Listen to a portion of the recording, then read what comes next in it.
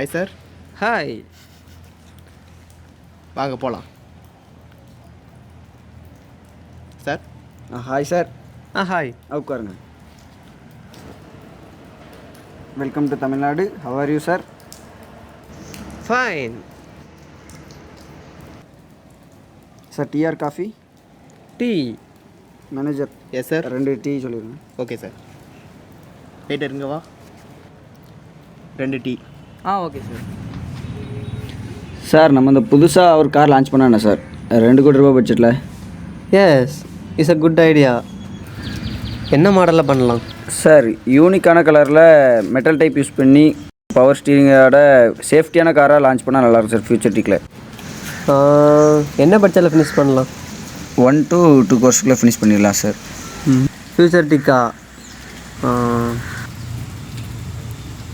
எலக்ட்ரிக்கில் பண்ணால் என்ன? பண்ணிடலாம் சார். நம்ம கம்பெனி நேமே கார் நேமாக வச்சிடலாம் சார், மெக்லாரன்னு. Yes sir, definitely. Sir tea. கையா உங்களுக்கு இப்படி ஆடுது?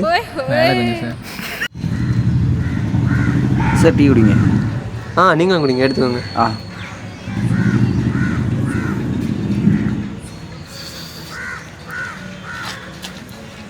சார் கொஞ்சம் பர்சனலாக பேசணும்.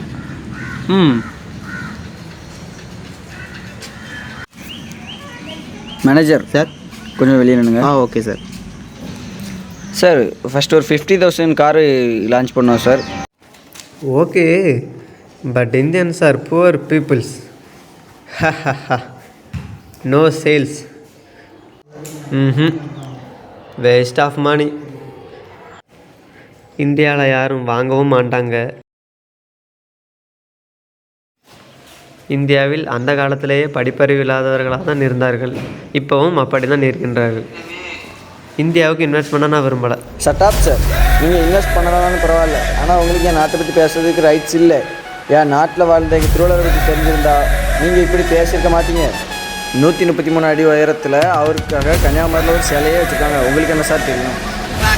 ஐம் சாரி மை ஃப்ரெண்ட், நான் பேசுறது உங்களை ஹேட் பண்ண மாதிரி இருந்துச்சுன்னா என்ன மன்னிச்சுக்கோங்க. இன்னும் ஒரு வாட்டி அந்த சிலைக்கு கூட்டு போக முடியும்? ஓகே சார், வாங்க போகலாம்.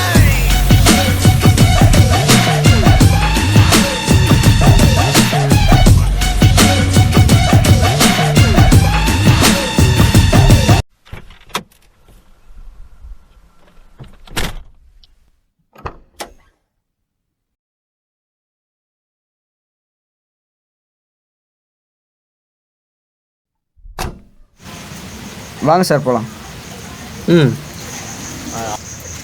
சார் இதான் நான் சொன்ன இடம். மேனேஜர் நீங்கள் கைடு இருந்தால் கூட்டம். Okay sir.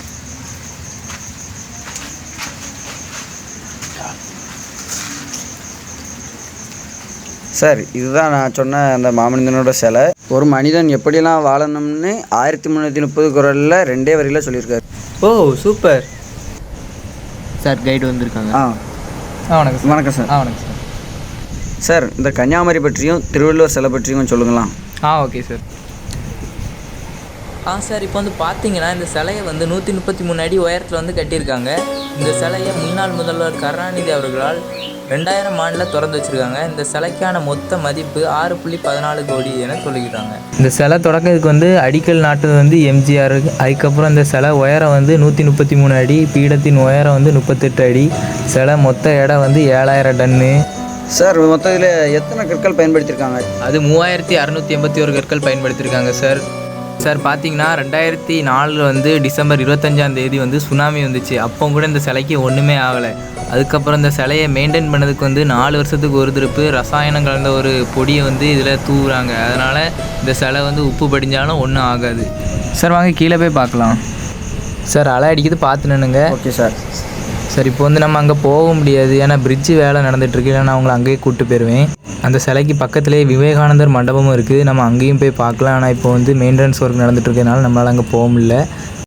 அந்த சிலை பக்கத்தில் வந்து நம்ம பார்த்தோம்னா நிறைய வியூலாம் கிடைக்கும் சார். அந்த சிலையில் நிறையா வந்து குறிப்பேடெலாம் குறித்து வச்சுருக்காங்க. நம்ம இப்போ அங்கே போக முடியாது, ஏன்னா மெயின்டெனன்ஸ் ஒர்க் நடந்துகிட்ருக்கு. நான் நெக்ஸ்ட் டைம் வரும்போது உங்களை கண்டிப்பாக நான் கூப்பிட்டு போகிறேன் சார். ஓகேயா மேனேஜர்? Yes sir. இவங்களை லேட்டாக பார்த்து விட்ருங்க. Okay sir. சார் வாங்கிடுங்க, பைசா வாங்கிடுங்க. Next meet. பார்த்தீங்களா சார் எங்கள் பெருமையை? எஸ். சாரி சார், நான் தெரியாமல் இதை பற்றி சார் இருக்கட்டும் சார், விட்ருங்க. மன்னிச்சுக்கோங்க சார். ஆ